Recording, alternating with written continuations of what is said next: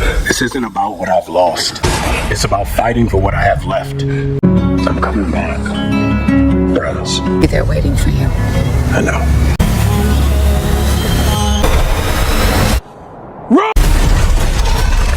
We're not meant to share the planet with those things. A lot more of us are gonna die.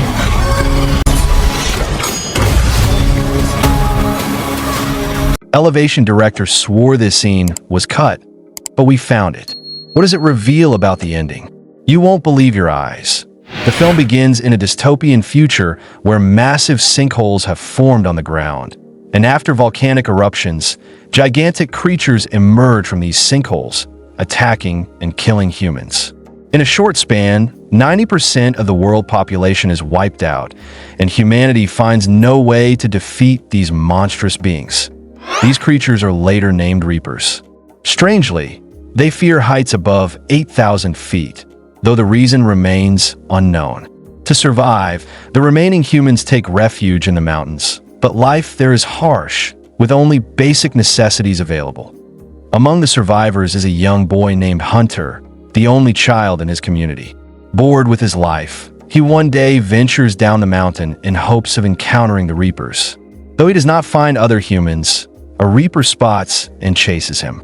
Running for his life, he barely manages to reach his safe zone just in time that Hunter's reckless act alarms his father, Will, who sternly warns him that descending is too dangerous.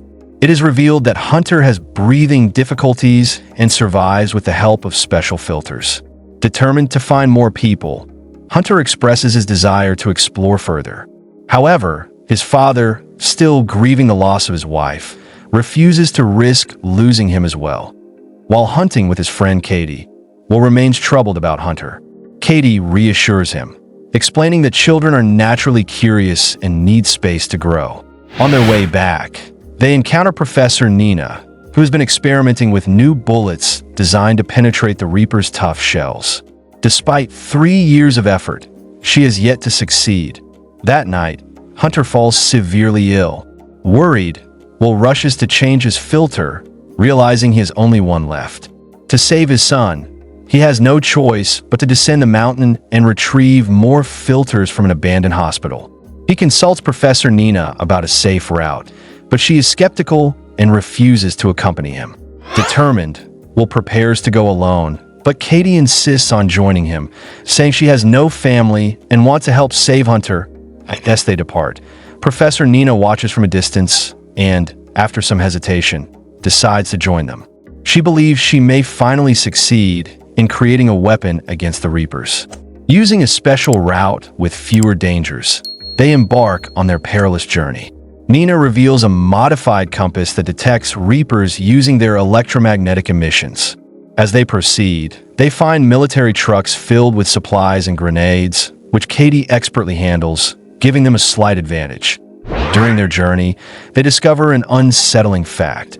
The Reapers only target humans, sparing animals. This raises questions about their true nature. Soon, they arrive at a chairlift, a crucial point in their journey. However, Nina detects a lurking Reaper.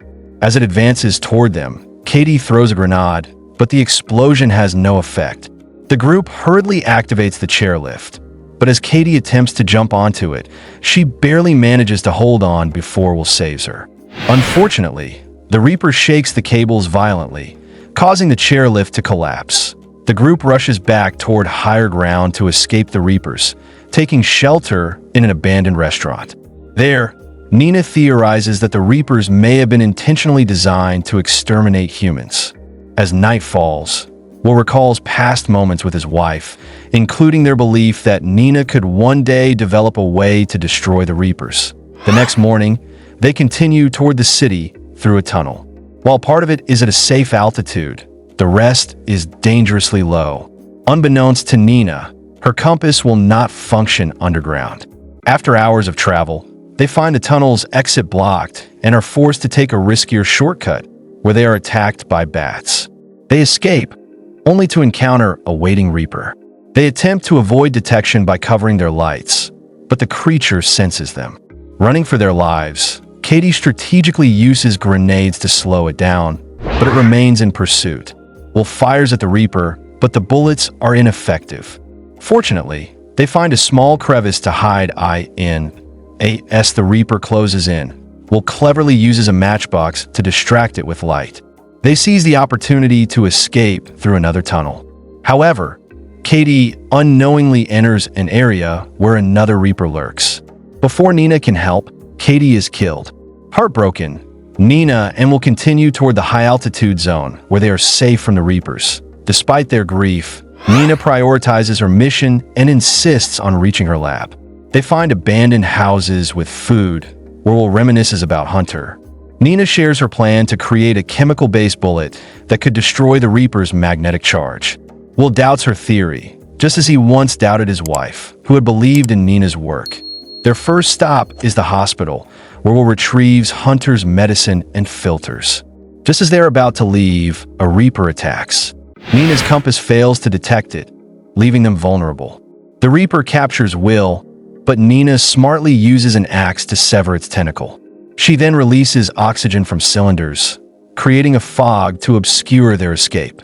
Will, thinking quickly, shoots an oxygen tank, causing an explosion that propels the Reaper out of the building.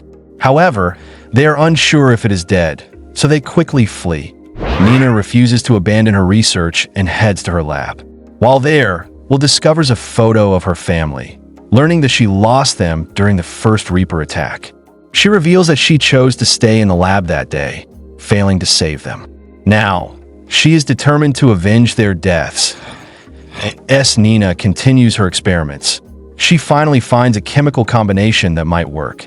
Meanwhile, Will leaves for his town, but his vehicle crashes. Injured and disoriented, he hears a Reaper approaching. Just as he is about to be attacked, Nina fires her newly developed bullet, successfully killing the Reaper.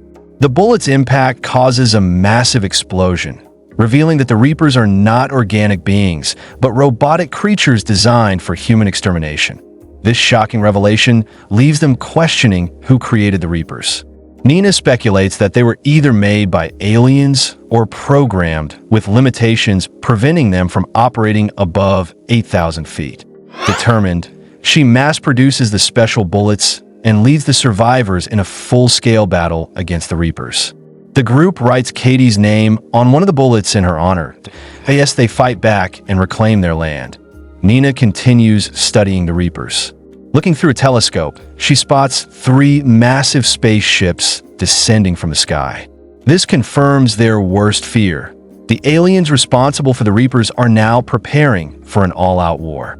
With this ominous revelation, the movie ends, leaving the fate of humanity hanging in the balance. Still confused about the ending? Don't worry, even the actors were. Faced with tears of joy, let's argue about it below, and hit subscribe for more chaos. Thanks for watching.